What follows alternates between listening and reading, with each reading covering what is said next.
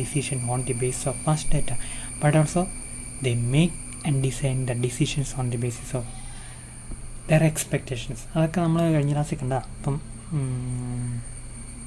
അങ്ങനെ അതെല്ലാം ഒന്ന് ഓർത്തിരിക്കുന്നതാണ് എൻ്റെ വിശ്വാസം. പിന്നെ നമ്മൾ ഇതിൻ്റെ ഈ meaning of rational expectations meaning okay നമ്മൾ കണ്ടതാണ്ട് അതിലേക്ക് പോകുന്നില്ല. പിന്നെ ബേസിക് പ്രൊപ്പോസിഷൻ നമ്മൾ കണ്ടു. സോ അത് രണ്ടും ഞാൻ പെട്ടെന്ന് പറയാം. മാർക്കറ്റ്സ് ക്ലിയർ ഇമ്മീഡിയറ്റ്ലി, മാർക്കറ്റ് വളരെ പെട്ടെന്ന് ക്ലിയർ ചെയ്യും. പിന്നെ അതുപോലെ they have no faith in either money wage stickiness or price stickiness ഒക്കെ നമ്മളാണ്. Okay, then there is no strong desirability of activist fiscal and monetary policy for achieving macro economic stability. ആ വാക്ക് നമ്മളാണ്. Macro economic stability achieve ചെയ്യാൻ നമുക്ക് ഭയങ്കരമായിട്ട് strong ആയിട്ടുള്ള physical പോളിസിയും monetary പോളിസിയും ആവശ്യമില്ല. Okay, so then there were lot of assumptions, few assumptions, not several. With rational expectations, people always learn from past mistakes. Forecasts are unbiased and people use all the available information. This is very important.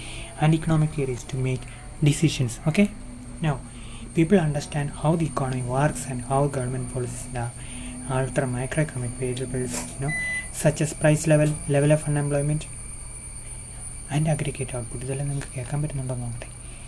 Current പോയതുകൊണ്ട് നിങ്ങൾക്ക് കേൾക്കാൻ പറ്റുന്നുണ്ടോ? ഉണ്ടായിരിക്കുമല്ലേ? Okay, ഇല്ലെങ്കിൽ പറയണം കേട്ടോ, അല്ലെങ്കിൽ message ചെയ്യണം. Okay, അപ്പോൾ നമ്മളിവിടെ എന്ന് പറയാം, ആൾക്കാർക്ക് ഗവൺമെൻറ്റിൻ്റെ പോളിസിയെക്കുറിച്ചൊക്കെ ഭയങ്കര കൃത്യമായ ഒരു ധാരണയുണ്ട്. അതുപോലെ തന്നെ പ്രൈസ് ലെവൽ കൂടുമ്പോൾ ആൾക്കാർ അതേ തന്നെ നോക്കിയിരിക്കുന്നു. അപ്പോൾ നമ്മൾ എന്താ പറയുക, കൂലി കൂടണം, സമരം ചെയ്യൽ ആവശ്യപ്പെടും. പിന്നെ അതുപോലെ അൺഎംപ്ലോയ്മെൻറ്റ് എന്താ പറയുക, ഇക്കണോമിക് ഗ്രോത്ത് അല്ലെങ്കിൽ ഔട്ട്പുട്ട് എങ്ങനെയുണ്ട്, ഇങ്ങനെയുള്ള കാര്യങ്ങളെക്കുറിച്ചൊക്കെ ആൾക്കാർക്ക് ഭയങ്കര ഒരു ധാരണയുണ്ട് എന്ന അസംഷൻസിനാണ് ഇവർ പോകുന്നത്. അതാണ് ഈ ആളുകൾക്ക് റാഷണൽ എക്സ്പെക്റ്റേഷൻസ് ഉണ്ടെന്ന് പറയാനുള്ള കാരണം. So people are very intelligent, sophisticated and rational. So based on this capability, they assess the past data and develop expectations, and based on that expectations they design their what activities എന്ന് admit ചെയ്യട്ടെ. അപ്പോൾ അതാണ് activities. അപ്പോൾ ഇത് ഒറ്റ stage ഞാൻ നിങ്ങൾക്ക് പറഞ്ഞപ്പോൾ ഏകദേശം ഒരു ഐഡിയ കാണുമല്ലോ, ശരിയല്ലേ? ആളുകൾ ഭയങ്കര സോഫിസ്റ്റിക്കേറ്റഡാണ്, ഭയങ്കര റാഷണലാണ്. ഇതൊക്കെ നമ്മൾ കണ്ട് ഈ ബേസിക് ടെനൻസ് നമ്മൾ കണ്ട് ഏറ്റവും അടിസ്ഥാനപരമായ ഇവരുടെ ഒരു ഐഡിയ ഒക്കെ എന്താണ്, അതാണ് അവിടെ പറയുന്നത്. നമ്മൾ കണ്ടതാണ് കഴിഞ്ഞ പ്രാവശ്യം. According to rational expectations hypothesis, all economic agents are rational and they take maximizing decision with the full access knowledge which will enable them to make accurate predictions. Okay, അപ്പോൾ ഇതെല്ലാം ഭയങ്കര കൺസിസ്റ്റൻ്റ് ആയിട്ടുള്ള പോയിന്റുകളാണല്ലോ. നമുക്ക് ഒരു പ്രാവശ്യം ഒന്ന് വായിച്ചു കഴിഞ്ഞാലൊന്നും പ്രസൻറ്റ് ചെയ്യാൻ പറ്റുന്നുള്ളൂ. Economic agents form expectations of the future values of economic variables like prices, incomes, etc. by using all the economic information available to them. സാധനങ്ങളുടെ വില കൂടുന്നത് ഞങ്ങൾക്ക് കൂലി കൊടുത്ത് തരണം, അതുപോലെ ഞങ്ങൾക്ക് ഇൻകം കൂട്ടി തരണം, അങ്ങനെയുള്ള കാഴ്ചപ്പാടുകൾ ആൾക്കൊണ്ട് ഭയങ്കര സ്ട്രോങ് ആയിട്ടാണെന്ന് അവർ പറഞ്ഞു. പിന്നെ നമ്മളെ ഈ റാറ്റെക്സിന് ഇടയ്ക്ക് പറയും, ആറിന് വേറെ സമയത്ത് പറയും, എല്ലാം സെയിമാണെന്ന് വിചാരിച്ചോളാം. റാഷണൽ എക്സ്പെക്റ്റേഷൻസും ന്യൂ ക്ലാസിക്കൽ എക്കണോമിക്സും ഒന്നാണെന്നും വിചാരിച്ചോളാം. Okay, the ratex provide its version of the Phillips curve. അവർ പറഞ്ഞത് നമ്മൾ ലോങ് റൺ ഫിലിപ്സ് കർവ് ഇതാ, യാതൊരു സംശയമില്ല. ലോങ് റൺ ഫിലിപ്സ് കർവ് ഇതാണ്. ലോങ് റണ്ണിൽ there is no trade off. Okay, you have to accept this level of unemployment. Maybe it is 3% of unemployment, which is structural, long time, natural, whatever it may be, you can call it. So that is very stable, and whatever may be the level of prices or inflation, this is the unemployment level for you. Okay, in the long run. And according to the RATEX or rational expectations group, Melvin admitted. Okay, group, so in the short run also the Phillips curve was this shape. That means there is no trade-off. In the short run also there is no trade-off. So all theories propounded that, advocated that, or argued that the Phillips curve was this type of a shape in the long run, but only the rational expectations group said that the Phillips curve even it is what we can straight line, vertical straight in the short run as well. That means you cannot reduce unemployment by increasing inflation. That means all the policies are ineffective. അപ്പോൾ നമ്മളിവിടെയാണ് നമ്മൾക്ക് ഇവരുടെ policy suggestions micro economic policies or fiscal monetary policies or fiscal policy that are ineffective to reduce unemployment, by enhancing level of inflation. So in the short notes of Phillips curve was this vertical straight line. Okay, അപ്പോൾ ഇത് നിങ്ങൾ എക്സാമിന് തീർച്ചയായിട്ടും ഇവരുടെ ഒരു highlighting പോയിൻ്റായിട്ട് കരുതണം. അങ്ങനെയുള്ള കാര്യങ്ങളൊക്കെ അവിടെ പറഞ്ഞേക്കുന്നു കേട്ടോ, വലിയ നേരത്തെ പിടിച്ചങ്ങ് പറഞ്ഞേക്കുന്നുള്ളൂ. So the economic agents not only try to predict accurately with access to full or adequate information, but they also predict accurately what the government policies would pursued in future under the economic circumstances. ഇപ്പോൾ എന്ത് ചെയ്യുന്നു, ഇപ്പോൾ inflation ഭയങ്കരം കൂടുതലാണ്. അപ്പോൾ government എന്ത് ചെയ്യും, RBI എന്ത് ചെയ്യും, ഇൻട്രസ്റ്റ് റേറ്റ് കൂട്ടും. അതിനനുസരിച്ച് ഇവരെന്തെങ്കിലുമൊക്കെ ചെയ്യും. ഒരു ഇൻട്രസ്റ്റ് റേറ്റ് കൂടുന്ന വെച്ചാൽ ബാങ്കിൽ സേവ് ചെയ്യുമോ, അങ്ങനെ എന്തെങ്കിലുമൊക്കെ ചെയ്യും. So they have accurate predictions and their predictions are stronger than the policies. Not just the policies, not just the policies, but stronger than the activities of the central bank, activities of the government. Okay, therefore the new classicals are skeptical not only about the policy recommendations of Keynes as futile, but also about the policy recommendations of the monetarists. നമ്മൾ കണ്ടാണ് rational expectations എന്തൊക്കെ കാര്യങ്ങളിൽ അവർ കെയ്ൻസിനെ criticise ചെയ്തു, എന്തൊക്കെ രീതിയിൽ നമ്മൾ മോണിറ്ററിസ്റ്റിനെ criticise ചെയ്തൊക്കെ നമ്മൾ കണ്ടാണ്. The new classicals believe that all economic agents could have access to past time series and cross sectional data ആയിരിക്കാം, ടൈം സീരീസ് ഡാറ്റ ആയിരിക്കാം. അപ്പോൾ ക്രോസ് സെക്ഷണൽ ഡാറ്റ എന്ന് പറഞ്ഞ് among different sections of the people, particular point of time or a limited point of time, or time series data, continuous data for particular for a long time interval is called time series data. So people have access to such data. Economic agents, maybe households, maybe corporate firms, or some other banks, all have access to this critical data. They can process it, they can predict, they can expect. Okay, now that is about a brief introduction of the concept of rational expectations. വളരെ സിമ്പിളാണ്, നമുക്ക് വലിയ എലാബറേഷൻ്റെ ആവശ്യമില്ല. പക്ഷെ നമുക്ക് ഇനി ഇതിൻ്റെ ഒരു മോഡലും കൂടെ കൊണ്ടുവരാം. ലൂക്കാസ് കൊണ്ടുവന്നൊരു മോഡൽ പറയാം. ഇപ്പോൾ ഈ മോഡൽ നമ്മുടെ സിലബസിലൊന്നുമില്ല, പക്ഷേ സിലബസിൽ പറഞ്ഞേക്കുന്ന പല കാര്യങ്ങളും നമ്മൾ എക്സ്പ്ലെയിൻ ചെയ്യാൻ ഇനി പറഞ്ഞേക്കുന്നൊരു കണ്ടൻറ്റ് ഉപയോഗിക്കാം. അതിനുവേണ്ടിയിട്ടാണ് ഈ മോഡൽ ഞാനിങ്ങനെ ഒരു ഡയഗ്രാം ഉണ്ട് കേട്ടോ. ഡയഗ്രാം ഞാനിങ്ങനെ ഫോട്ടോ എടുത്തിരുന്നു, കാണാൻ പറ്റുന്ന എൻ്റെ വിശ്വാസം. ടെക്സ്റ്റിൽ നിന്ന് ഫോട്ടോ എടുക്കുക, ഇത് വരയ്ക്കാൻ നോക്കിയിട്ട് ഭയങ്കര കഷ്ടപ്പാടായിരുന്നു. വരയ്ക്കാൻ എനിക്ക് പറ്റും കേട്ടോ, പക്ഷേ അത് സൂപ്പർ സ്ക്രിപ്റ്റൊക്കെ ഉണ്ടോ, ഈ എന്നൊക്കെ പറഞ്ഞാൽ സൂപ്പർ സ്ക്രിപ്റ്റ് ഉണ്ടോ, സബ്സ്ക്രിപ്റ്റ് ഉണ്ടോ, അതൊക്കെ ഇക്വേഷനിലിടാൻ ഒരു ഇച്ചിരി എനിക്ക് അത്രയും പോരാ. അതുകൊണ്ട് ഞാൻ അങ്ങനെയൊക്കെ ഇട്ട് നോക്കിയിട്ട് അത് ശരിയായില്ല. അതുകൊണ്ട് അതിലും ഭേദം അതിൻ്റെ ഫോട്ടോ എടുത്ത് ഇട്ടേക്കുക. ടെസ്റ്റിൻ്റെ അതുപോലെ ഫോട്ടോ എടുത്തിട്ട് നിങ്ങൾ ഇമേജ് ക്രോപ്പ് ചെയ്യുന്നതല്ല, ഞാനെടുത്ത് ക്രോപ്പ് ചെയ്തിട്ട് അങ്ങ് ഇട്ടുന്നുള്ളൂ. ഓക്കെ, അപ്പോൾ അങ്ങനെ ആ ഒരു ഡയഗ്രത്തിൻ്റെ ബേസിലേ നമ്മൾ ഈ റാഷണൽ എക്സ്പെക്റ്റേഷൻസ് ലൂക്കാസിൻ്റെ മോഡൽ നമ്മൾ പറയുക. അപ്പോൾ ഇതിൻ്റെ കൂടെ നിങ്ങൾക്ക് എന്നാ അറിയാം, കെയ്ൻസിൻ്റെ കോൺസെപ്റ്റൊക്കെ തെറ്റാണെന്ന് പറയാൻ വേണ്ടിയിട്ടും ഇത് നിങ്ങൾ ഉപയോഗിക്കണം, ഈ ഡയഗ്രം നിങ്ങൾ ഉപയോഗിക്കണം. അത് ഇടയ്ക്ക് ഞാൻ പറഞ്ഞിട്ടുണ്ട്, കെയ്ൻസിൻ്റെ കോൺസെപ്റ്റ് ഇവിടം വരെ ഉള്ളൂ, അപ്പോൾ അത് ഇതിനേക്കാളും നല്ലതായിട്ട് റാഷണൽ എക്സ്പെക്റ്റേഷൻസ് പറഞ്ഞതൊക്കെ ഇടയ്ക്ക് പറയുന്നുണ്ട്. അപ്പോൾ ആ രീതിയിൽ ഇതിനെ നമ്മൾ ഉപയോഗിക്കണം. നമുക്ക് കിട്ടുന്ന ഇൻപുട്ട് ക്വസ്റ്റ്യൻ വരുന്നതനുസരിച്ച് എഫക്റ്റീവായിട്ട് ഉപയോഗിക്കുന്നതിലെ കഴിയും. നമ്മളിങ്ങനെ കടൽ പോലെ പഠിക്കുന്നതിനേക്കാൾ ഒരു ക്ലിയറും കൺസൈസുമായിട്ട് നമ്മൾ പഠിക്കുക, എന്നിട്ട് നമ്മൾ ഇൻ്റർപ്രറ്റ് ചെയ്യുക, അതായിരിക്കും കറക്റ്റ്. സോ ആ ഒരു ആംഗിളിൽ നമ്മൾ ഈ തിയറി പഠിക്കുകയാണ്. റാഷണൽ എക്സ്പെക്റ്റേഷൻസ് മോഡൽ എങ്ങനെയാണ് ഇത് വർക്കൗട്ട് ചെയ്യുന്നത് ഈ മോഡൽ എന്ന് നമ്മൾ കാണുമോ. Okay, so the new classical economists have made different conclusions about the effect of monetary and fiscal policies. This is mainly attributed to the rational expectation based response of people. ആളുകൾ ഭയങ്കര കഴിവുള്ളവരാണ്, അവരനുസരിച്ച് expectation നടത്തും, അതിനനുസരിച്ച് അവരെന്ത് ചെയ്യും.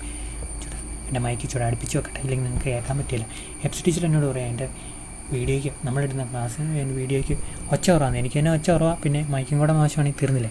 ഞാൻ ഒരു minute മൈക്കിൻ്റെയൊക്കെ volume കൂടുതലാണോ ആവശ്യമുണ്ടോയെന്ന് നോക്കട്ടെ. അതിൻ്റെ ബട്ടണൊക്കെ ചിലപ്പോൾ ഉണ്ടല്ലോ, ബട്ടണൊക്കെ നമ്മൾ തോന്നുന്ന പോലെയാണെങ്കിൽ നമ്മൾ ഉദ്ദേശിച്ച പോലെ ഒന്നും വോയിസ് കിട്ടിയാല. പിന്നെ എഡിറ്റ് ചെയ്യുമ്പോൾ വോയിസ് കൂട്ടിയാലും ഭയങ്കര മുഴക്കമായിരിക്കും, ബാക്ക്ഗ്രൗണ്ട് നോയ്സ് എല്ലാം കൂടെ കയറി വരും, ഭയങ്കര പാടാ. Okay, no it is okay. അപ്പോൾ നമ്മളുണ്ടല്ലോ ഈ മോഡൽ കാണുമ്പം ഡയഗ്രം വേണം, ഡയഗ്രത്തിൻ്റെ അകത്തൂടെ ഇവരെന്താ പറയുന്നത് നമ്മൾ നോക്കും. അതാണ് ശ്രദ്ധിച്ചിരിക്കണം എന്ന് പറഞ്ഞാൽ ഒന്ന് ശ്രദ്ധിച്ച് വായിക്കേണ്ടി വരും. ഞാനിപ്പം ക്ലാസ് എടുക്കുമ്പോൾ നിങ്ങൾ ശ്രദ്ധിച്ചാൽ പോലും വായിക്കുമ്പം അതിൻ്റെ ഇരട്ടി കഷ്ടപ്പാടാണ്.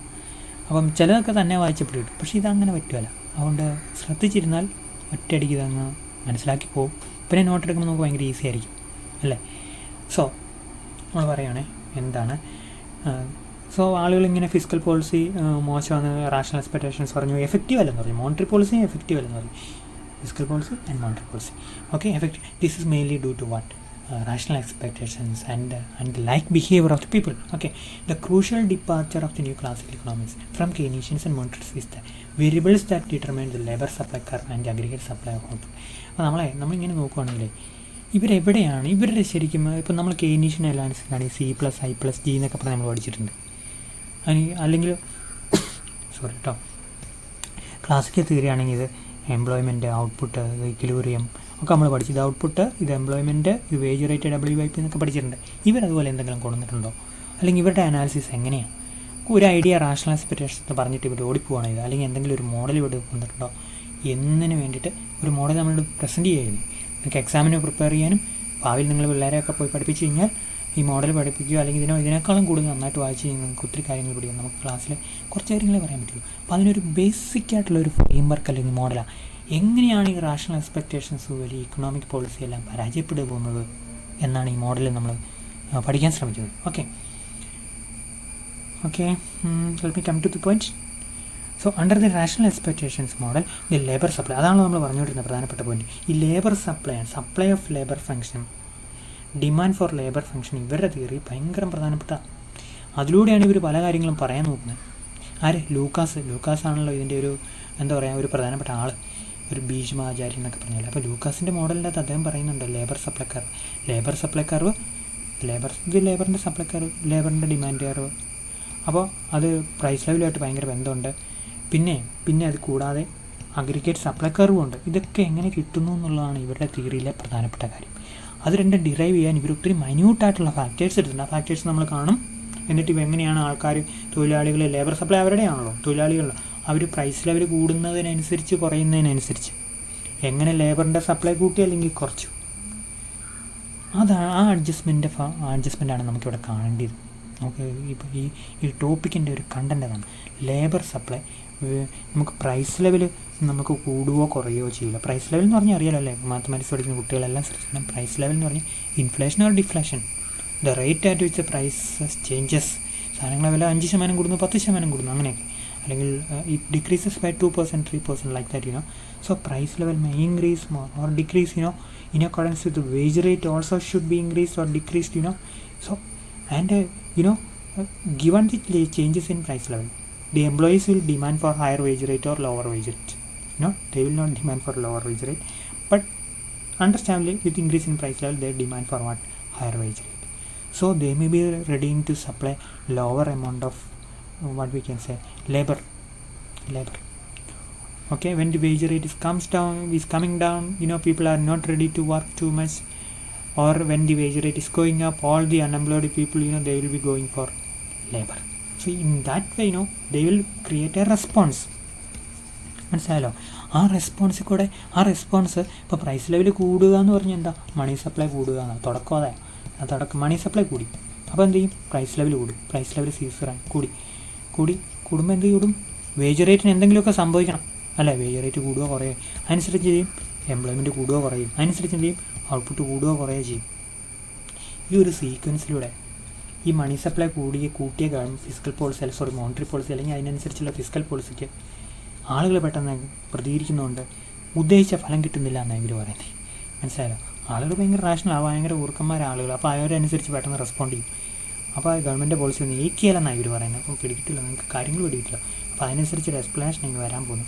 അതുവരെ നമുക്ക് പറയുകയാണെങ്കിൽ നിങ്ങൾക്ക് അതനുസരിച്ച് നിങ്ങളുടെ മനസ്സിനെയും ബ്രെയിനെയും, മനസ്സിനും ബ്രെയിനും നല്ല വ്യത്യാസം അറിയില്ല, പക്ഷെ ബ്രെയിനുണ്ട് നമുക്ക്, മനസ്സെന്ന് പറയുന്നില്ല, ഹൃദയം എന്ന് പറയുന്നുണ്ടല്ലോ. അപ്പോൾ മനസ്സിൻ്റെ നമ്മളെ ബ്രെയിനെ നമുക്ക് അനുസരിച്ച് നമുക്ക് സ്യൂട്ട് ചെയ്ത് വെക്കാം. അതാണ് നമ്മൾ ഇപ്പോൾ ചെയ്യാൻ പോകുന്നത്. ഒരു സെക്കൻഡ് അതിന് മുമ്പ് ഞാൻ ഡിലീറ്റ് ചെയ്ത് എടുത്ത് റീഡ് മോഡ് എടുത്തു. സോ നമ്മൾ ഒരു ഇക്വേഷൻ കൂടെ കാണാവേ. Under the rational expectations model the labour supply curve depends upon the expected real wage rate. നമ്മൾ പഠിച്ചിട്ടുണ്ടല്ലോ, ക്ലാസിക്കൽ തിയറിയിൽ പഠിച്ചിട്ടില്ലേ? Supply of labour is a function of W/P എന്നൊക്കെ ചുമ്മാ ക്ലാസ്സിൽ വെച്ച് ഓഫ്ലൈൻ ക്ലാസ്സിൽ പഠിച്ചിട്ടില്ലേ? ഉണ്ട്. അതുപോലെ തന്നെ ഒരു സംഭവം നമ്മളിവിടെ എടുത്തിടുക. എല്ലാവരും പറഞ്ഞ് ഇങ്ങനെയാണ്, ഇവരും പറഞ്ഞ് ഇങ്ങനെയാണ്. എന്ത്? ലേബറിൻ്റെ സപ്ലൈ SL തന്നെ കേട്ടോ. NS എന്ന് പറഞ്ഞാൽ ലേബർ, S എന്ന് പറഞ്ഞാൽ supply is a function depends upon what? Real wage rate. How we can get real wage rate? When you are dividing nominal wage rate with the price level. So P എന്ന് പറഞ്ഞാൽ expected. ഇവരുടെ എല്ലാ പരിപാടിക്കകത്ത് കാണും. അപ്പോൾ പരിചയം എഴുതുമ്പോൾ അത് എഴുതിയേക്കണം. ഞാനിവിടെ സൂപ്പർ സ്ക്രിപ്റ്റ് എഴുതുന്നതിൽ പിശിക്കാം. അപ്പോൾ ഞാൻ അടുത്തത് ചിലയിടത്തൊക്കെ എഴുതിയിട്ടുള്ളൂ. ഡയഗ്രത്തിൽ ഭയങ്കര കറക്റ്റാണ്, കാരണം ഡയഗ്രം വേറെ നോക്കുന്നതാണല്ലോ. അപ്പം പി എന്ന് പറഞ്ഞാൽ expected price level, investment, expected investment, employee, expected employee, ഇങ്ങനെ പറഞ്ഞ് ഇവരുടെ എല്ലാ പരിപാടിക്കകത്ത് ഉണ്ട്. എക്സ്പെക്റ്റേഷൻ അറിയല്ല, റാഷണൽ എക്സ്പെക്റ്റേഷൻസ് അല്ല, വെറും എക്സ്പെക്റ്റേഷൻസ്. ഓക്കെ, സോ ഇത് പിടികിട്ടാൻ ബുദ്ധിമുട്ടൊന്നുമില്ലല്ലോ. നമ്മൾ ഇതിനു മുമ്പൊക്കെ കണ്ടിട്ടുള്ള സംബന്ധം. ഇത് നമുക്ക് ഒരു പാടുമില്ല, ഡിലീറ്റ് ചെയ്തോട്ടെ, അത് നമ്മൾ ഡിലീറ്റ് ചെയ്തേക്കാം. Okay, so this is the labour supply function. നമ്മൾ പറഞ്ഞല്ലോ, അതായത് റാഷണൽ എക്സ്പെക്റ്റേഷൻസ് ഗ്രൂപ്പ് എന്ന് പറയുന്ന അവരുടെ തിയറി വർക്ക് ചെയ്യുന്ന മുഴുവൻ ലേബർ സപ്ലൈ കർവിലൂടെ. ലേബർ സപ്ലൈ എന്ന് പറഞ്ഞു കഴിഞ്ഞാൽ അവരുടെ, നമ്മൾ കെയ്ൻസിനാണെങ്കിൽ തന്നെ ഗെയിൻസ് കൺസംഷൻ ഫംഗ്ഷൻ ആയിരിക്കും അല്ലേ, അങ്ങനെ പ്രധാനപ്പെട്ട കോൺസെപ്റ്റ് അതായത്. ഇവിടെ ലേബർ സപ്ലൈ കർവാണ്. ഈ ലേബർ സപ്ലൈ എങ്ങനെ അഡ്ജസ്റ്റ് ചെയ്യുന്നുള്ള നമ്മൾ നോക്കണം. അപ്പോൾ ഇങ്ങനെ നമ്മളൊരു ഇക്വേഷൻ നമ്മൾ നോക്കി, thus the position of the labour supply curve NS and thus the short run aggregate supply curve output depends on the expected prices level or PE. Okay, അപ്പോൾ ഈ ലേബർ സപ്ലൈ ചെയ്യുന്നതനുസരിച്ച് എന്ത് ചെയ്യും, പ്രൊഡക്ഷൻ വരും, അതനുസരിച്ച് എന്ത് ചെയ്യും, ഔട്ട്പുട്ട് വരും. So there is strong correlation between what, labour supply curve or labour supply and supply of output. Okay, അത് മനസ്സിലുണ്ടായിരിക്കും. അപ്പോൾ നമുക്ക് ആ ഡയഗ്രം പെട്ടെന്ന് കൂടി വരും. The increase in the expected price level will lower the real wage rate leading to the demand for higher money wages. ശരിയല്ലേ, price level കൂടുന്നു. അപ്പോൾ എന്ത് ചെയ്യും, അങ്ങനെ പ്രൈസ് ലെവൽ കൂടുകയാണെങ്കിൽ നമ്മുടെ വേജ് റേറ്റ് എന്ന് പറയാൻ 100 രൂപയ്ക്ക് തന്നെ നിൽക്കുകയാണെങ്കിൽ നമ്മുടെ റിയൽ വേജ് റേറ്റ് എന്താണ്, ശരിക്കും പറയുകയാണെങ്കിൽ കുറവാണെന്ന് അർത്ഥം. റിയൽ വേജ് റേറ്റ് കുറവാണ്. നമുക്ക് 110 കിട്ടേണ്ടതായിരുന്നു, പഴയ വേജ് റേറ്റ് 100 നിൽക്കുക, 110 എന്നുള്ള 10 100 നിൽക്കുക. അപ്പോൾ അങ്ങനെയാണ്. അപ്പോൾ ആളുകൾ എന്ത് ചെയ്യും, 100 110 കൂട്ടാൻ അവർ നമ്മളോട് പറയും, നമ്മളോടല്ല, എംപ്ലോയേഴ്സിനോട് പറയും. Money wage which will cause a shift in the labour supply curve on the aggregate supply curve output laptop. അങ്ങനെയാകുമ്പോഴല്ലോ റിയൽ വേജ് റേറ്റ് കുറഞ്ഞെന്നുണ്ടല്ലോ, റിയൽ വേജ് റേറ്റ് കുറഞ്ഞു, WP കുറഞ്ഞു. ഇതാണ് ലേബർ സപ്ലൈ. അപ്പോൾ എന്നെ സംബന്ധിച്ച് തൊഴിലാളികൾ മനസ്സിലായി കൂലി കുറവാണ്, അവരെന്ത് ചെയ്യും, കുറച്ച് ജോലിയെ കൊയ്യുള്ളൂ, ജോലിയൊന്നും തൊഴിലിന് പോകില്ല. ഇതാണ് നേരത്തെ ഇത്ര ഉണ്ടായിരുന്നു, ഇത് തന്നെയാണെന്ന് വിചാരിച്ചു. അപ്പോൾ അതുകൊണ്ടല്ലോ റിയൽ വേജ് നമ്മൾ ഈ വേജ്, അപ്പോൾ നമ്മൾ എന്ത് ഇങ്ങോട്ട് ചെയ്യും, W മാത്രമാണ് നമ്മൾ നോക്കുക, വേറെ ഒന്നും കോംപ്ലക്സ്. ഞാൻ ഇങ്ങോട്ട് മാറ്റി വരയ്ക്കില്ല, നിങ്ങൾ കൺഫ്യൂസ്ഡാണ്. ഇപ്പോൾ തന്നെ കൺഫ്യൂസ്ഡായി, മനസ്സിലായല്ലോ. ശരിക്കും ഇങ്ങോട്ട് ഷിഫ്റ്റ് ചെയ്യുന്നവർ ഇങ്ങോട്ട് ഷിഫ്റ്റ് ചെയ്യും. ഇതാണ് നമ്മുടെ ആദ്യത്തെ ലേബർ സപ്ലൈ കർവ്. ഇതാണ് labour supply curve. Wage rate ഇതായിരുന്നു. ഓക്കെ, പിന്നെ എന്ത് ചെയ്തു, വേജ് റേറ്റ് ഇങ്ങോട്ട് നമ്മളെന്താ പറയുക, ശരിക്കും പറയുകയാണെങ്കിൽ വേജ് റേറ്റ് നമ്മൾ കുറയുമ്പോൾ എന്ത് ചെയ്യും, നമ്മൾ തീർച്ചയായിട്ടും എന്ത് ചെയ്യും, കുറച്ച് മാത്രമേ W0 W1 വേജ് റേറ്റ് കുറഞ്ഞാൽ നമ്മൾ എന്ത് ചെയ്യും, നമ്മൾ ഇത്രയും എംപ്ലോയ്മെൻറ്റിനെ പോകുള്ളൂ. E1 ആയിരുന്നു ആദ്യം, E2 പോകുള്ളൂ, അത്രയും തൊഴിലേ നമ്മൾ കൊടുക്കുള്ളൂ. കുറഞ്ഞു പോയി, ഇത്രയും കണ്ട് തോന്നും വേജ് നമ്മുടെ എംപ്ലോയ്മെൻറ്റ് കുറഞ്ഞു പോയി. വേജ് റേറ്റ് കുറഞ്ഞു അനുസരിച്ച് നമ്മൾ എംപ്ലോയ്മെൻറ്റും കുറയ്ക്കും, കാരണം നമുക്ക് കൂലി കുറവാണ്. അപ്പോൾ അങ്ങനെ ലേബർ സപ്ലൈക്കാർ ബാക്ക്വേർഡ് ലെഫ്റ്റിലേക്ക് ഷിഫ്റ്റ് ചെയ്യുന്നതാണ് ആര് പറയുന്നത്, ഈ റാഷണൽ എക്സ്പെക്റ്റേഷൻസ് പറയുന്നത്. അതൊരു കോമൺ സെൻസിലുള്ള കാര്യം കേട്ടോ. ലേബർ സപ്ലൈക്കാർ ബാക്ക്വേർഡ് ഷിഫ്റ്റ് ചെയ്യും. അങ്ങനെ ഷിഫ്റ്റ് ചെയ്യുമെന്ന് പറയുന്നതാണ് ഇവരുടെ ഒരു എന്താ പറയുക, ഇവരുടെ ഒരു അതോറിറ്റേറ്റീവ് ആയിട്ടുള്ള ഒരു പറച്ചിലാണ്. Okay, thus the position of the labor supply curve NS and the shortness of the supply curve of the output depends on the expected, the increase in the expected. In the rational expectations model, the expected price level depends upon the expected level of the variables within the model. അപ്പോൾ നമ്മളിപ്പോൾ വരുവാണല്ലോ, നിങ്ങൾ maths പഠിക്കുന്ന ആൾക്കാരെ സംബന്ധിച്ചിടത്തോളം മാത്സുകാർ model ഉണ്ടാക്കും. അവരുടെ മോഡലിൻ്റെ അകത്ത് functions ഒക്കെ കാണും. ഫംഗ്ഷൻസ് എന്താ, ആ വേരിയബിളെല്ലാം കൂടെ കൂടി ഈ വേരിയബിളിനെ ഇൻഫ്ലുവൻസ് ചെയ്ത് എന്നൊക്കെ പറഞ്ഞ് ഇങ്ങനെ മോഡൽ ഉണ്ടാക്കും. മോഡലിന് വാല്യൂ കൊടുത്ത് പാരാമീറ്റേഴ്സൊക്കെ വെച്ച് കൊടുത്ത് അവർ മോഡൽ ഉണ്ടാക്കും. അപ്പോൾ ഇവിടെ അപ്പോൾ ഈ ലേബർ സപ്ലൈ കർവിന് ഇവരൊരു മോഡൽ ഉണ്ടാക്കിയിട്ടുണ്ട്. അല്ലെങ്കിൽ മൊത്തത്തിൽ ലേബർ സപ്ലൈക്കും ഔട്ട്പുട്ട് സപ്ലൈക്കും ഇവരൊരു മോഡൽ ഉണ്ടാക്കി. So expected levels of the variables within the model that actually determine the price ലെവലിനെ നിർണ്ണയിക്കുന്ന ഘടകങ്ങൾ വേരിയബിൾസ് എന്താണ്, ആ വേരിയബിൾസിൻ്റെ വാല്യൂസ് നമുക്കറിയാലോ. ഡീസലിൻ്റെ വില 100, ഡീസലിൻ്റെ വിലയല്ലോ, പെട്രോളിൻ്റെ വില 100-ന് മുകളിൽ കഴിഞ്ഞു. അപ്പോൾ നിങ്ങൾക്ക് ആദ്യമായിട്ട് എക്കണോമിക്സ് പഠിച്ചില്ലെങ്കിലും ജീവിതത്തിൽ ഒരു കാര്യം അറിയാം, കുറേ കഴിയുമ്പോൾ സാധനങ്ങളെല്ലാം വില കൂടുന്നു. ശരിയല്ലേ? അത് നമുക്കൊരു അപ്പോൾ ശരിക്കും നമ്മുടെ പ്രൈസ് ലെവൽ, സാധനങ്ങളുടെ വില കൂടുന്നത് നിങ്ങളുടെ പ്രതീക്ഷയാണ്, PE. അത് എന്തിനെ ആശ്രയിച്ചിരിക്കുന്നു? പെട്രോളിൻ്റെ പ്രൈസിന് ഒരു വിലയിട്ടെ, PTR, പെട്രോളിൻ്റെ പ്രൈസ്, പെട്രോളിന് നിങ്ങൾ എക്സ്പെക്ട് ചെയ്യുന്ന പ്രൈസ്, ശരിയല്ലേ? പിന്നെ അത് മാത്രമാണ് കൂടുന്നത്. ഗ്യാസിനും കൂടെ ഡീസലിന് കൂടുമായിരിക്കും, ഡീസലും പെട്രോൾ ഒരുമിച്ച് ഉപയോഗിക്കുന്നത്. അപ്പോൾ അത് വേറെ ഒത്തിരി ഫാക്ടേഴ്സ് ഉണ്ട്. This is one important factor, so like that you have a lot of expectations about the factors that determine the price level. Okay, sometimes it may be the prices of inputs, Okay, sometimes the prices of the consumption goods that you are going to purchase by using your income. Okay, so like that you have expectations, you have different variables, you assume that these variables will determine the price level, and you have expectations about the value of these variables in the future. Okay, now hence the workers and suppliers of output, these are the two peoples. Workers are the employees, sorry കേട്ടോ. Then suppliers of output are the employers. Employees ജോലി കൊടുക്കുന്ന ആൾ. Employees നമ്മളല്ല, നമുക്കാർക്കും ജോലി കൊടുക്കാൻ പറ്റിയില്ല, പറ്റട്ടെ എന്ന് ആശംസിക്കാം. അങ്ങനെ വേണമെങ്കിൽ നമുക്കൊരു കമ്പനി ഉണ്ടാകുന്നല്ലോ. So suppliers of output take actions based on their expected price level. The various price determining variables in the demand side are delete ചെയ്തത്. എന്തൊക്കെയാണ് ഈ പ്രൈസ് നിർണ്ണയിക്കുന്ന ഘടകങ്ങൾ? എന്തൊക്കെയാണെന്നറിയോ? അവർ പറയുകയാണ് the various price determining variables in the demand side. എത്രമാത്രം money supply ഉണ്ട് ഇക്കോണമിയിൽ? നമ്മുടെ ഇഷ്ടംപോലെ കാശ് കിട്ടി നമ്മൾ ഓടിച്ചെന്ന് എന്തെങ്കിലുമൊക്കെ മേടിക്കും. ഗവൺമെൻറ് ഇഷ്ടംപോലെ ആളുകൾക്ക് ചിലവഴിക്കുക, അത് ഡിമാൻഡ് സൈഡാണ്. സോ ഇതിൻ്റെ അകത്ത് സാധനങ്ങളുടെ പ്രൈസ് എവിടെയാണെന്ന് ചോദിച്ചേക്കുന്നത്, ഇതെല്ലാം ഡിമാൻഡ് സൈഡാണ്, സപ്ലൈ സൈഡല്ല. ടാക്സ് കളക്ട്, ഇഷ്ടംപോലെ ഇൻവെസ്റ്റ്മെൻറ്റ് ഉണ്ടെങ്കിൽ ഡിമാൻഡ് കൂടും, പ്രൈസ് ലെവലും കൂടും. ശരിയല്ലേ? All these are factors that may influence the level of price of the economy from the demand side. On the supply side വരുമ്പോഴാണ് നമുക്ക് ചിന്തിച്ച് നമ്മൾ ഉദ്ദേശിച്ച കാര്യങ്ങളൊക്കെ ഇതാ ഇവിടെ കിടക്കണം നമ്മൾ പറയുന്നത്. എന്തൊക്കെയാണ്? ഓയിൽ പ്രൈസസ്, സർക്കാർ എടുക്കുന്ന ടാക്സ്, ഇതും വേറൊരു ടാക്സ് ആട്ടോ, എല്ലാം ടാക്സ് അറിയാലോ. പ്രൈസസ് ഓഫ് റോ മെറ്റീരിയൽ വില കൂടി. And capital goods, important factors determining price level regarding output. Okay, so all these are the important factors determining the prices of regarding output. അപ്പോൾ അത് നമ്മൾ സപ്ലൈ സൈഡ് ഫാക്ടേഴ്സാണ്. Okay, സാധനങ്ങളിലെ വില നിർണ്ണയിക്കുന്ന ഇൻപുട്ടുകൾ. അപ്പോൾ അങ്ങനെയാണ്.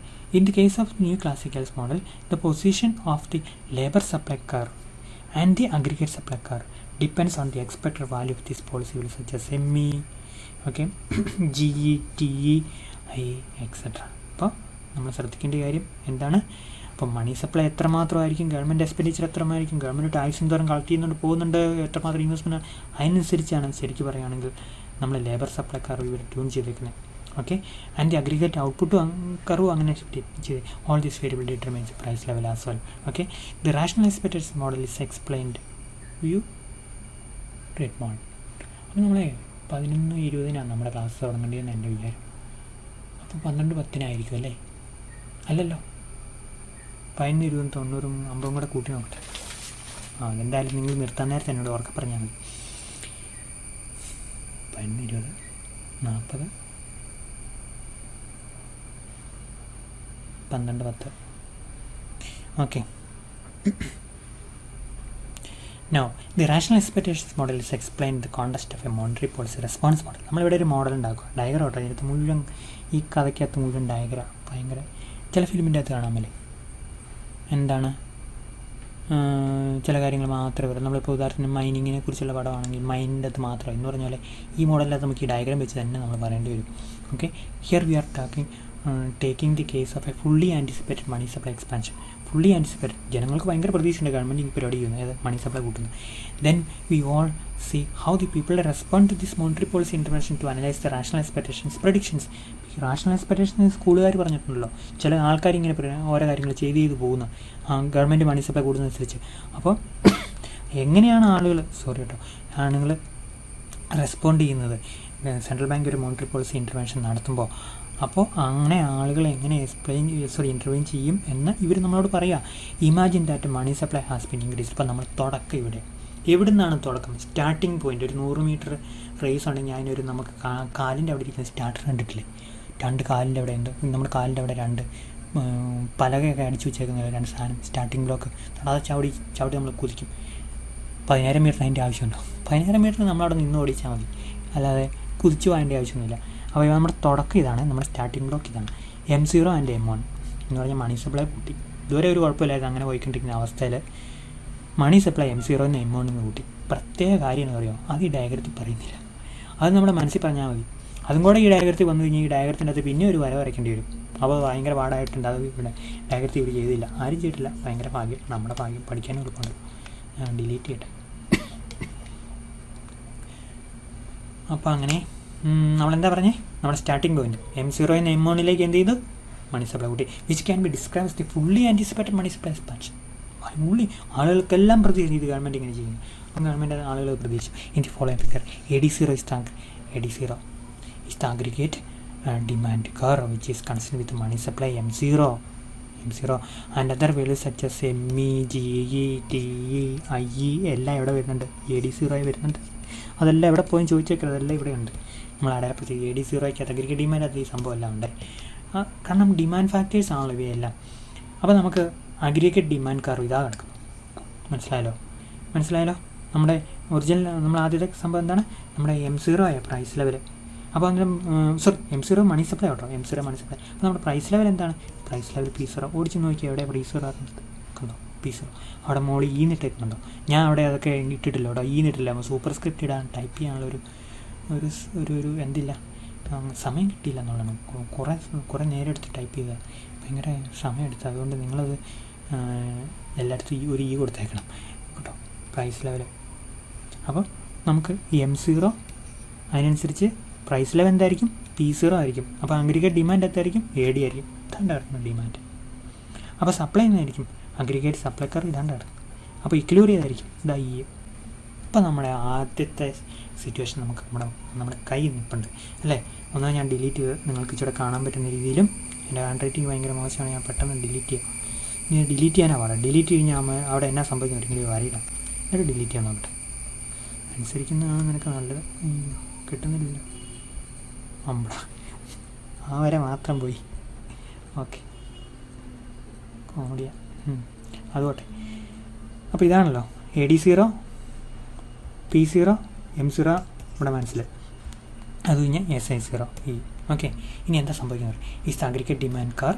ഓക്കെ, അത് നമ്മൾ കണ്ടു. So SA0 is aggregate supply curve which depends on the price level that is derived from M0 money supply level, which is the price level P0 or initial position C that shows the equilibrium AD and S that is consistent with the long run aggregate output Y0. അപ്പോൾ നമ്മൾ ഒരു 0യും കൂടെ കൊണ്ടുവരും അല്ലേ. എന്തെല്ലാം 0കൾ അവിടെയുള്ളത് ആദ്യമേ നമ്മൾ പറയാതെ ഇവിടെ ഡയഗ്രത്തില്ലാത്ത M0, പിന്നെയുള്ള P0, പിന്നെ അഗ്രിഗേറ്റ് ഡിമാൻഡ് D0, പിന്നെ എന്താണ് ഔട്ട്പുട്ട് Y0. മനസ്സിലായല്ലോ. അപ്പോൾ നമ്മൾ ആ ഡയഗ്രം ഇങ്ങോട്ട് മാറ്റുവാണെങ്കിൽ ഇതുണ്ടോ, നമ്മൾ money supply M0, price level പറഞ്ഞേ P0, പിന്നെയും പറഞ്ഞേ. അപ്പോൾ അതനുസരിച്ച് നമുക്കിവിടെ എന്താ AD0 ഉണ്ട്, പിന്നെ Y0 ഉണ്ട്, സപ്ലൈ ഓഫ് ഔട്ട്പുട്ട്, ഇതെല്ലാം ഔട്ട്പുട്ടാണ് കേട്ടോ, ഇതെല്ലാം ഔട്ട്പുട്ടാണ്. SA0 ഉണ്ട്, എല്ലാം ഇവിടെ കിട്ടിയല്ലോ, ഇതെല്ലാം ഈ ഡയഗ്രത്തിലാണ്. ഇതിനനുസരിച്ച് ഒരു W0 നമ്മൾ അപ്പുറത്ത് ഫിറ്റ് ചെയ്യുക. W0 എന്ന് പറഞ്ഞാൽ എന്താണ്, W0 എന്ന് പറഞ്ഞാൽ വേജ് റേറ്റ്. മനസ്സിലായോ. ആ വേജ് റേറ്റ് അവിടെ ഉണ്ട്, പക്ഷേ വേജ് റേറ്റ് ചുമ്മാ കിട്ടുന്നതാണോ, അല്ല. അതെന്തോ ലേബർ സപ്ലൈയും ലേബർ ഡിമാൻഡും കൂടെ കൂടിയാണ് തീരുമാനിക്കുന്നത്. എക്കണോമിക്സിൽ അങ്ങനെയാണല്ലോ. മാത്തമാറ്റിക്സുകാരും കൂടെ ശ്രദ്ധിക്കുക പറയാം, എല്ലാ സംഭവവും കൂട്ടിമുട്ടുമ്പോഴാണ് ഇക്ലൂറിയം വരുന്നത്. അപ്പോൾ അങ്ങനെ ഒരു കൂട്ടിമുട്ടൽ ഇവിടെ നടത്താതിരിക്കാൻ പറ്റില്ല. നമ്മൾ തന്നെ അറിയും എന്തോ, this is the what we can say demand curve four labour. This is the demand curve four labour. Higher the wage rate, lower will be demand for labor. Correspondingly, there can be a supply curve for labor. So that is represented N0S, which is a function of P0E. Price ലെവലിനെ അനുസരിച്ചാണ്. മനസ്സിലായല്ലോ. നമ്മുടെ തൊഴിലാളികളുടെ, ഞാൻ delete ചെയ്യട്ടെ, നിങ്ങൾക്ക് കാണാൻ വേണ്ടിയിട്ടാണ്. നിങ്ങൾ മൊബൈലിൽ അത് ഭംഗിയായിട്ട് കാണുന്നുണ്ടല്ലോ അല്ലേ. ഞാൻ ഒന്ന് ഡിലീറ്റ് ചെയ്യാവേ. മൊബൈലിൽ കാണാൻ ഇവിടെ എഴുതി വെച്ചിട്ടുണ്ട്. അതായത് ഞാൻ ഇങ്ങോട്ട് മാറ്റിയിടാം. അതായത് N0S എന്ന് പറയുന്നത് 0 ടൈമിലെ സപ്ലൈ കർവ് ഓഫ് ലേബറാണ്. ആരാണ് ലേബർ സപ്ലൈ ചെയ്യുന്നത്, നമ്മളാണ് സപ്ലൈ ചെയ്യുന്നത്. നമ്മുടെ ലേബർ സപ്ലൈനനുസരിച്ച് നമുക്ക് എത്ര കൂലി കിട്ടുന്നതനുസരിച്ചിരിക്കും, ശരിയല്ലേ. സോ നമുക്കൊരു നമ്മുടെ ലേബർ സപ്ലൈ എന്തിനെ ആശ്രയിച്ചിരിക്കുന്നു, നമ്മുടെ പ്രതീക്ഷ. എന്തിനെക്കുറിച്ചുള്ള പ്രതീക്ഷ, പ്രൈസ് ലെവലിനെ കുറിച്ചുള്ള പ്രതീക്ഷ. ആ പ്രതീക്ഷ ഇതാണ്ട് കിടക്കുന്നു ഈൻ്റെ രൂപത്തിൽ. അപ്പോൾ ഇതാണ് നമ്മുടെ ലേബർ സപ്ലൈക്കാർ. ഒരു കാരണവശാലും കൃത്യമായിട്ട് പറയാതിരിക്കാൻ പറ്റുമല്ല. നിങ്ങളത് എക്സ്പെക്റ്റേഷൻസ് ബേസ്ഡിൽ പറയാം. ലേബർ ഡിമാൻഡും ലേബർ സപ്ലൈയും എന്തിൻ്റെ ബേസിലായിരിക്കും, എന്തിൻ്റെ ബേസിൽ, എക്സ്പെക്റ്റഡ് പ്രൈസ് ലെവലായിരിക്കും. ആളുകൾ ഒരു പ്രൈസ് ലെവൽ എക്സ്പെക്റ്റ് ചെയ്യുന്നുണ്ട്, അതനുസരിച്ച് അവർ വേജ് റേറ്റ് അഡ്ജസ്റ്റ് ചെയ്യും, ഡിമാൻഡ് ചെയ്യും. അതുപോലെ തന്നെ വേജ് റേറ്റ് അനുസരിച്ച് അവർ ലേബർ സപ്ലൈ ചെയ്യും, അനുസരിച്ച് എൻ്റെ എംപ്ലോയീസ് ലേബർ ഡിമാൻഡ് ചെയ്യുകയും ചെയ്യും. ആ കാര്യങ്ങൾ ഈ ഡയഗ്രത്തിൽ പറഞ്ഞിരിക്കുന്നത്. ഈ ഡയഗ്രത്തിലെ ഏറ്റവും പ്രധാനപ്പെട്ട കാര്യം, people have expectations about what, the price level. Not just people, the entities. Who are the entities, rather the economic agents. അതാണല്ലോ കറക്റ്റ് വാക്ക്, എല്ലാവരും കൂടെ കൂട്ടണമെങ്കിൽ economic agents. Who are the economic agents, the labourers അല്ലേ, the firms, These are economic agents. They have an expectations about what? The price level. Okay, expectations about the price level during time period 0, time period 1 or time period 2. Okay, time period 1. അപ്പോൾ അതാണ് നമ്മൾ ശരിക്കും പറഞ്ഞു കഴിഞ്ഞാൽ നമ്മുടെ മനസ്സിൽ ഈ ഡയഗ്രവും ഈ മോഡലും ഒക്കെ നമ്മൾ കാണുമ്പോൾ നമ്മുടെ മനസ്സിലുണ്ടായിരിക്കുന്ന പ്രധാനപ്പെട്ട ഘടകം ഇതാണ്. അപ്പോഴേ ഞാൻ വേറൊരു ആരുടെയും സമയം അപകരിക്കാൻ പാടില്ല. സമയം കഴിഞ്ഞോ? ഇനിയുണ്ടോ സമയം? 12 മണി ആയതോളെന്ന് എനിക്ക് തോന്നുന്നത്. ഞാൻ ആരോടെ ചോദിക്കേണ്ടി? നിങ്ങളെല്ലാം ഒന്ന് ആലോചിച്ച സമയം കഴിഞ്ഞോന്ന്? ഇല്ലല്ലോ, ഇല്ലെന്നാ എൻ്റെ പക്ഷം. 10 മിനിറ്റ് കൂടെ ഉണ്ട്. എന്നെ പെട്ടെന്നൊന്നും പോകാൻ സമ്മതിക്കുമല്ലോ അല്ലേ? ചുമ്മാ പറഞ്ഞു. ഓക്കെ, അപ്പോൾ നമുക്ക് 10 മിനിറ്റ് കൂടെ ഉണ്ട്. അതുകൊണ്ട് നോക്കാം. ഈ ഡയഗ്രാം കംപ്ലീറ്റ് ആയി കഴിഞ്ഞാൽ നമുക്ക് ഭയങ്കര ഈസി ആവും. പിന്നെ ഡിലീറ്റ് ചെയ്തോട്ടെ.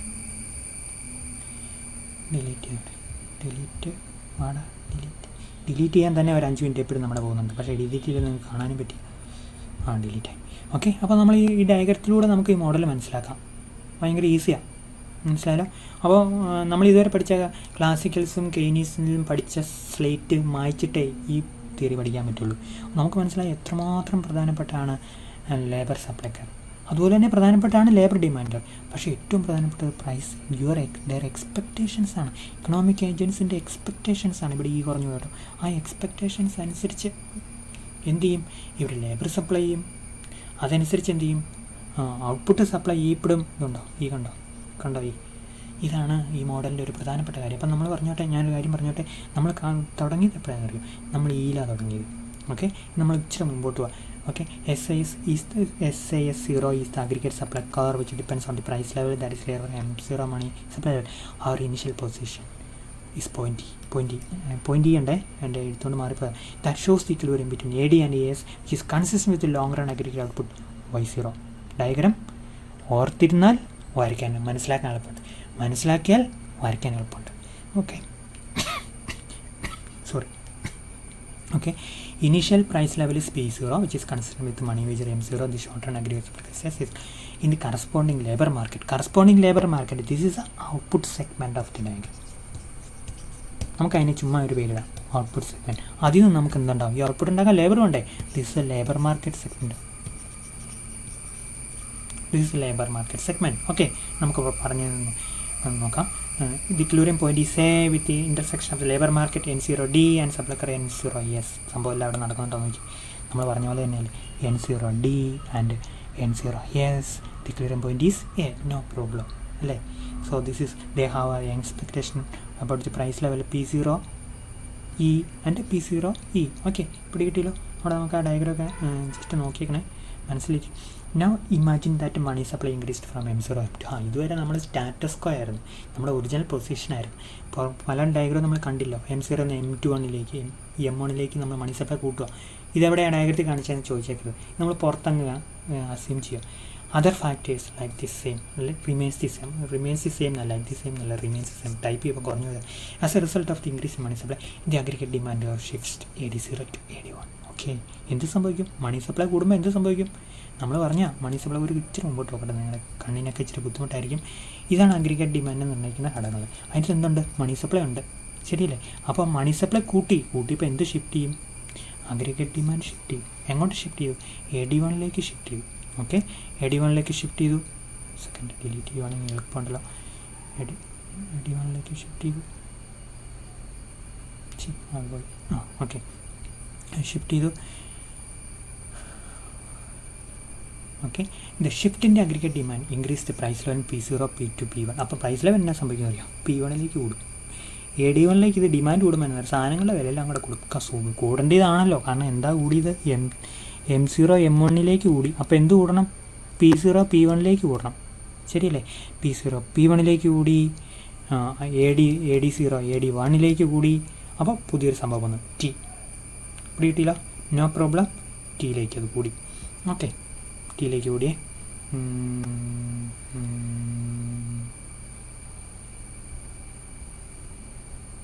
ഓക്കെ, പഴയ ഡയഗ്രം തന്നെ എടുത്തോട്ടെ. Okay, so the price level P0 P2 still the short run, implication of this increased price will be influenced in labor market. The labor market situation is shown in the next diagram that shows both labor demand and labor supply curve. Okay, അപ്പോൾ AD1 നിന്ന് 8ലേക്കും എല്ലാം നമ്മൾ കണ്ട PC നിന്ന് P2ലേക്ക് കൊണ്ട് labour മാർക്കറ്റിൽ എന്ത് സംഭവിക്കാൻ നോക്കാം. As a response to the increase in the price labour demand curve shifts from N0D to N1D. Okay, എന്താണ് N0D to N1Dയിലേക്ക് എന്തുകൂടും? ലേബർ ഡിമാൻഡ് കൂടും. ഓക്കെ, അപ്പോൾ ഇതാണ് N1D. N0D നിന്ന് എന്തുകൂടും? N1Dയിലേക്ക് കൂടും. 0യിൽ നിന്ന് 1ലേക്ക്. P0യിൽ നിന്ന് P1ലേക്ക് മാറിയല്ലോ, P0യിൽ നിന്ന് P1ലേക്ക് മാറി. ഓക്കെ, അപ്പോൾ എന്ത് ചെയ്യും?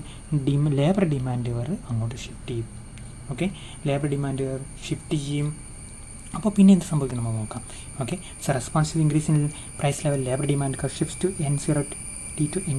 Now the new equilibrium point is B. Okay, ഒരിക്കലും മറക്കരുത്, ഏതാണ്? ബി ആണ്. സോറി, ഒരു സെക്കൻഡ് ഞാൻ തിരിച്ച് ഇട്ടോട്ടെ. അത് എവിടെയാണത് തെറ്റിപ്പോയത്? എവിടെ തെറ്റിപ്പോയി കേട്ടോ. സെക്കൻഡ്, എവിടെ ടച്ച് മാറിപ്പോയത്? നമ്മൾ റൊട്ടേഷനിലേക്ക് പോയി. അപ്പോൾ റൊട്ടേഷൻ്റെ സിമ്പിളൊന്ന് എടുത്ത് നോക്കട്ടെ. നിങ്ങളവിടെ നിന്ന് കാണുന്നതാണ്. നമ്മൾ ടച്ച് കയ്യിലാണ് ടച്ച്, അതുകൊണ്ട് സംഭവിക്കുന്നത് അറിയോ? പെട്ടെന്ന് എവിടെയോ റൊട്ടേഷൻ്റെ സിമ്പിളുണ്ട്. ഞാനൊന്ന് പോട്ടെ. ഓക്കെ, അതെവിടെ ഞാൻ ടച്ച് ചെയ്തു?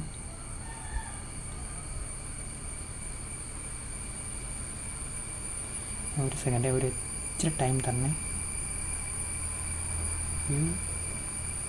ഇവിടെ നിന്ന് റൊട്ടേറ്റ് ചെയ്യാനുള്ള സംഭവമില്ല. റൊട്ടേറ്റ് വ്യൂ ചുമ്മാ നോക്കാം. അല്ല, ഒന്നര തലം കുത്തിപ്പോയി. ഒന്നോടെ വ്യൂ എടുത്ത് നോക്കാം. റൊട്ടേറ്റ് വ്യൂ അല്ലേ, കണ്ടുപിടിച്ചു. സാർമാർക്ക് പറ്റുന്ന അബദ്ധങ്ങളൊക്കെ എന്ന് പറഞ്ഞുകൊണ്ട് ഇപ്പോൾ അവിടെ കിടന്ന് ഭയങ്കര വെള്ളം കൂട്ടുന്നതാണ് എല്ലാവരും. ഒന്നുകൂടെ ഞാൻ ഇനി ശരിയായിക്കോളൂ. Rotate view ഇതൊന്നാണ്. ശരിയായില്ല.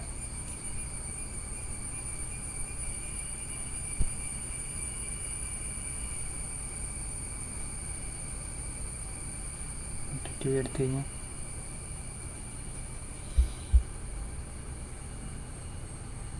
എന്തായാലും ഞാൻ ക്ലോസ് ചെയ്തിട്ട് വരാം. ഇപ്പം നിങ്ങൾക്ക് പോകാനുള്ള സമയമായി കാണുന്നു. സാരമില്ല കേട്ടോ, എനിക്ക് അബദ്ധങ്ങൾ പറ്റുന്നു. ഞാൻ ഒന്നുകൂടെ എടുത്തിട്ട് ഞാൻ നിങ്ങളെ വൈൻഡപ്പ് ചെയ്തോളാം. തീർന്നു, ഇപ്പം തീർന്നു. ജസ്റ്റ്